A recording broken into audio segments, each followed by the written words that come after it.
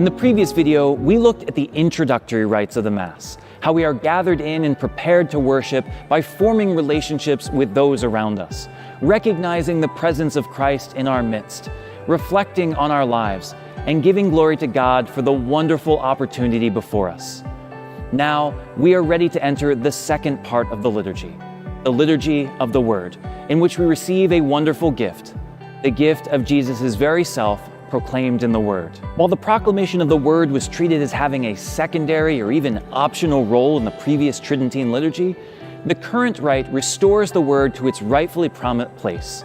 By no means optional, the Church tells us that the proclamation of the Word is an integral part of the Mass, so intimately connected with the liturgy of the Eucharist that together they form but one single act of worship.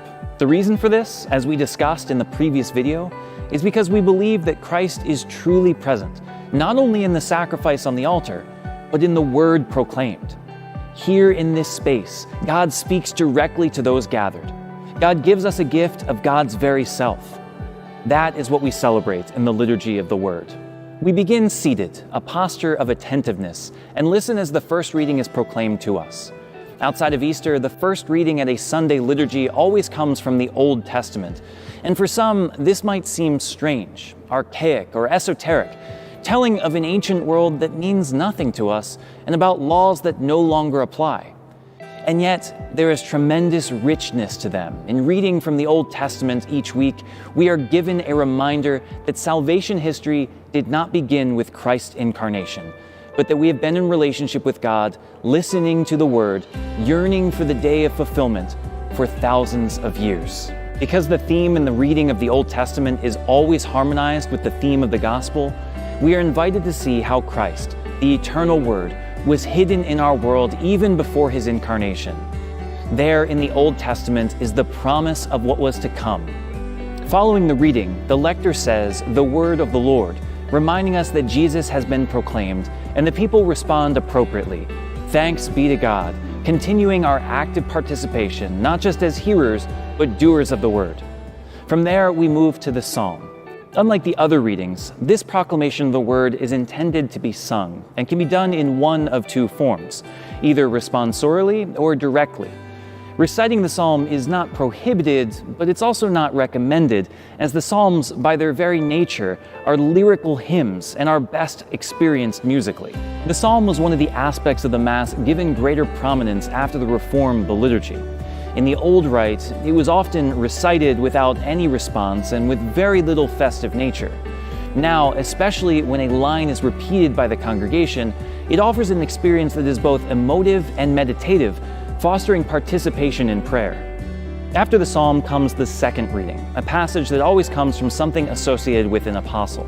Unlike the first reading, which is harmonized with the gospel, the second readings are arranged in a semi-continuous fashion, progressing through different New Testament letters over a 3-year cycle.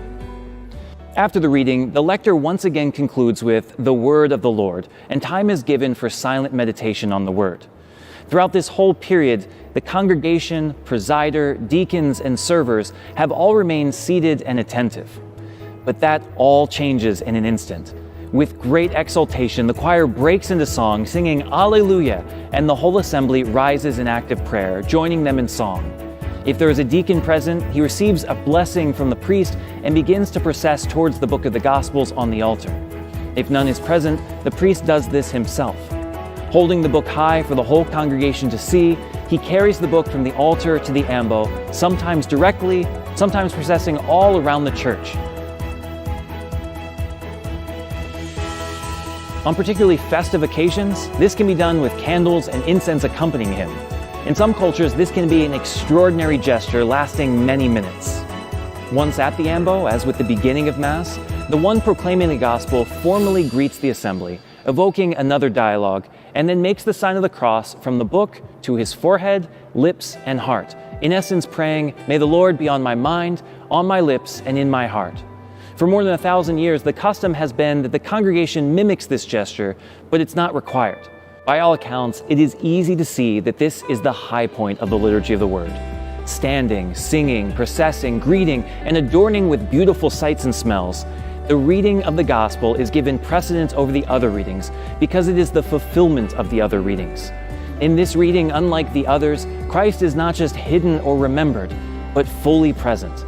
The very words of Jesus Christ are heard in the gathered assembly, and all are brought closer to him. After the word is proclaimed, a final response is said. The one proclaiming the gospel reverences the book with a kiss, just as was the case with the altar, and the people are seated, filled with abundance. They have all just received Jesus Christ into their minds and hearts. Now they must meditate on what they've been given. They must make sense of what they've heard and learn to put it into practice. This is the task of the next step along the way. Having been gathered in and prepared in the introductory rites, and now given the gift of the Word, we must be sent out to live that Word and to make it real.